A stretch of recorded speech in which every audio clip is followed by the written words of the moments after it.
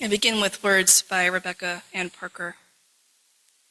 Even when our hearts are broken by our own failure or by the failure of others cutting into our lives, even when we have done all we can and life is still broken, there is a universal love that has never broken faith with us and never will.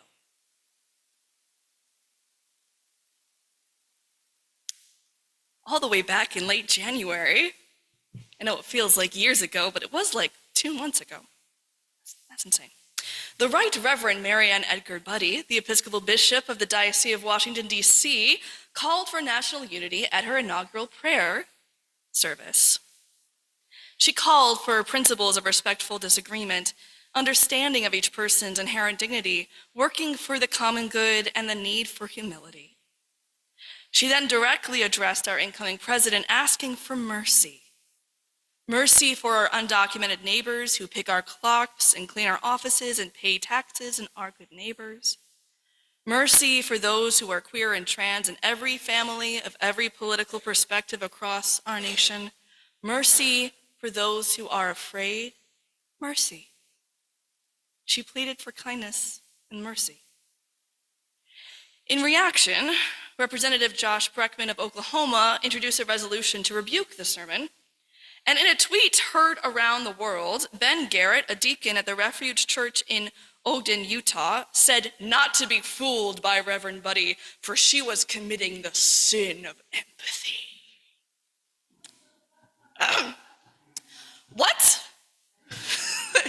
Come again? The sin of empathy. That's a new one for me. I've heard of many different sins. I haven't heard of the sin of empathy.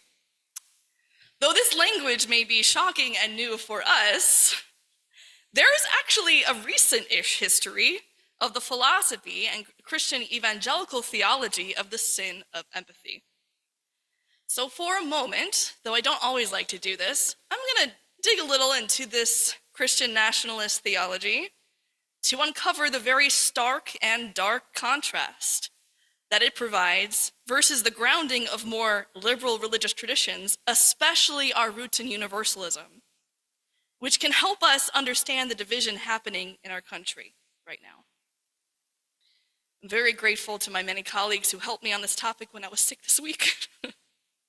I'm pulling resources from Dan McLean, McLeland. He's a YouTube essayist who examined this sin of empathy on his YouTube channel. So we have videos of Elon Musk sharing that the weakness of our Western civilization is our empathy, that we're too empathetic.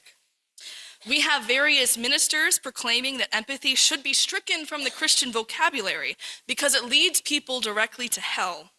Or let's just take a look at the description for this book, The Sin of Empathy, Compassion and Its Counterfeits by Joe Wrigley, published and released this past February at Canon Press. This is from Canon Press's website. Quote, "Meet empathy, the greatest rhetorical tool of manipulation in the 21st century. Because love is a real virtue, empathy's power is imposing as selfless care for its victims. A sad polar bear paces as David Attenborough informs you that the family suburban is melting the ice caps. Jesus was an asylum seeker, the sign reads at an open borders rally. When you reject the sin of empathy, you reject the manipulation of the media, the manipulation of friends and family, and most importantly, the manipulation of your own heart." End quote. Fascinating. So in this philosophy, empathy is seen as a bad emotional impulse because it can be used to manipulate you, to control you. And on the surface of it, if you only look at the surface of it, I guess it kind of makes sense. People do use our care and our emotions to manipulate us. People do conceal, conceive, lie, swindle. Grifters have always existed. Liars and thieves have too. And part of the human condition of our love and compassion is the possibility of heartbreak and harm, just as there is a possibility for connection and community. But keeping people on alert for how you may be manipulated is one actual way of manipulating people. If you keep telling people you can't trust your own instincts. I know what's best. You can't trust your gut. Don't do it. I know what's best for you. That's a recipe for manipulation. If you tell people you can't trust what your heart or what your compassion is saying, there's only one way or one status or one coda of what you should be working for. That's a way of manipulating people. And as Dan McClellan points out in his YouTube essay, this tactic isn't new. Authoritarianism and totalitarian regimes have needed to build populations that have a lack of empathy in order to be sustained. Research of the past rises of fascism have studied leaders in those systems who have had, on a scale, a larger lack of empathy, or who saw empathy as weakness. Which, if you think about it, makes sense. If you are perpetually in a position where you are scared of what you will be robbed of how you will be used, of how you're going to be manipulated, you become a defensive, isolated person, unable to see how you relate to other people. And the rhetoric around this sin of empathy starts to make sense. But there is the rub. This theology and philosophy is only able to exist if you believe that what you have, what you love, your communities, your worthiness is a limited resource. It's only possible if you buy into us versus them or those people. It's only possible if you buy into dehumanizing others. It's only possible when you think only the select few are worthy. This may seem like a stretch, but this goes all the way back to our universalist origins, to the ways that Puritans used to say only a chosen few is going to make it to heaven. You better watch out for the angry pits of hell that are opening before you. Our universalists said, that doesn't work like that. That's not how this works. Is love a limited resource? No. Our universalist ancestors said no. Many religious traditions also answer similarly, which is, I find, particularly funny from the particular tradition of Christianity where it says, love your neighbor as yourself and love God without love. I don't know how much more clear empathy can be. Like, it's there. There are plenty of religious traditions that have considered love an expansive resource and a model for how we live, that have championed empathy as how we survive and create successful human societies. And yet, there are also other theologies, other belief systems that have claimed that only the elected, only the selected, only the few, the people who are rich, they made it on their own, no matter whose labor they work the backs off of, right? And of course, those who are in power want a population who is getting away from empathy, because empathy is what breaks down the walls of difference and claims each person is holy. Empathy is what challenges that us versus them. Empathy is what challenges every border we build, every difference we think makes us better or more righteous or more worthy. Empathy dares to say, you're wrong. All are worthy. All are holy. All are sacred.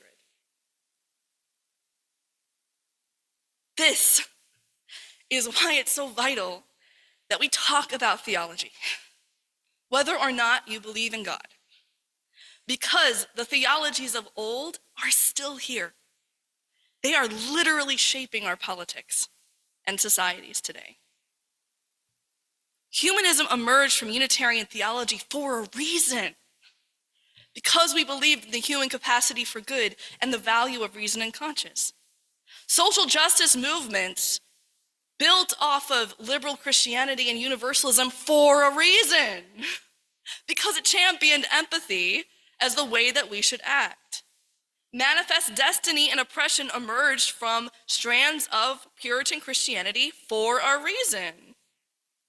White supremacy and fascism pair so well with Christian nationalism for a reason.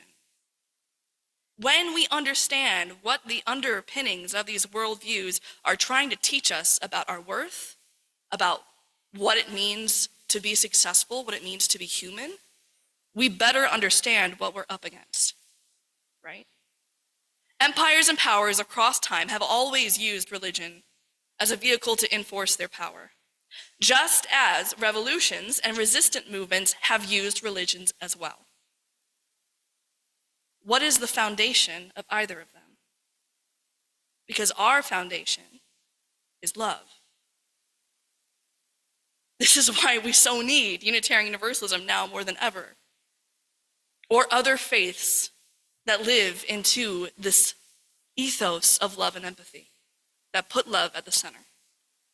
Because we need to break down the myths that only a few people are worth it.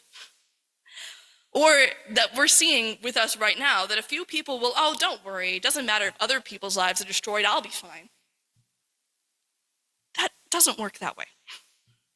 We need a new grounding philosophy, one that believes hoarding our riches and holding our gold will not save us. One that denies that only some are worthy of education, of healthcare, of food, of a right to shelter, of a right to clean water, of a right to parks and air and land, that only some can afford to eat or only some are worthy. This is anathema. At least to our faith it is. All are worthy. All are loved. All have the right to be safe. All have the right for clean food and water. All have access to the gifts of life, liberty, and the pursuit of happiness. While we may be different, our differences do not make some worthy and others not. Our differences carry our different gifts and talents to the rich banquet and bounty of life, leaving us interconnected and ever insufferable together into the mutual destiny that is our country. There is more room at the table. We don't need to limit and hoard the feast. And right now I'm watching as people in our country are living this out loud.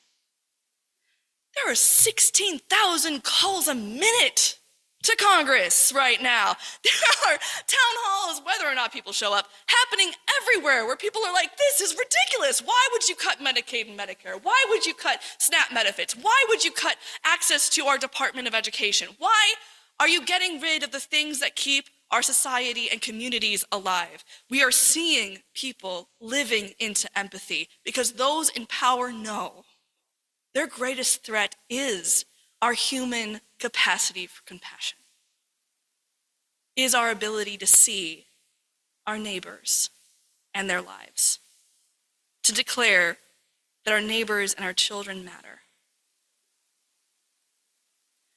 I, being my Unitarian Universalist self growing up, I'm used to being called a sinner. I grew up in a pretty Christian and Catholic town, and when people found out that I was Unitarian Universalist, they're like, so does that mean that you worship the devil? I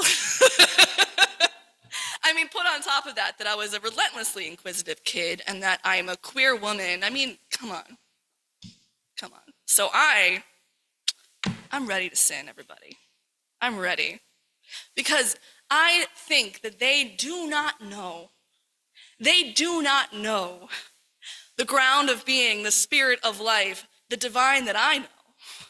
They do not know of the love so big, a love so big that claims all of us as holy. They don't know of a love so big that it goes beyond gender identity or who you happen to kiss.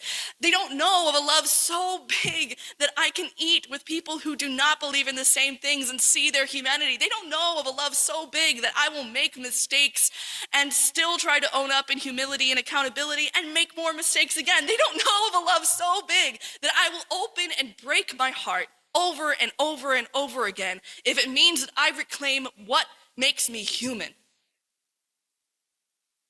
There is a love so much bigger than we can imagine.